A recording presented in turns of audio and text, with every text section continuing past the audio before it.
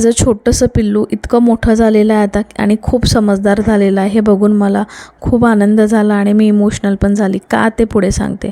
माझं सगळं काम आटपलं आणि त्यानंतर मी मंदिरात गेली, पूजा केली. पूजा झाल्यानंतर मायराने पण पूजा करायला घेतली. जल अर्पण केलं, फुलं वाहली, हळदी कुंकू वाहलं. हे बघून मनाला खूप समाधान मिळालं आणि खूप आनंद मिळाला की आपण जो शिकवतोय, जशा पद्धतीने सांगतोय तशी ती करते आणि ही वाट तिची इतकी चांगली आहे. देवाधर्मामध्ये प्रत्येक कामामध्ये ती इन्व्हॉल्व होते.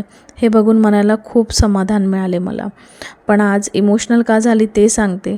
मायराने मला हळदी कुंकू लावलं हे बघून मी खूप इमोशनल झाली की आपले इवले इवलेसे हात, इवले इवलेसे पाय आणि हा इवलासा पिल्लू माझा इतका मोठा झालेला आहे की हिला सगळं कळते की काय करायचं आणि काय नाही. तिचा हा इतक्या कमी वयामध्ये सामंजस्यपणा बघून मनाला खूप आनंद मिळतो, समाधान मिळते. कसं सांगू हे कळत नाही, पण एवढं मात्र नक्की की मी एक चांगली आई होण्याचा प्रयत्न करते आणि त्या गोष्टी मला दिसत आहे.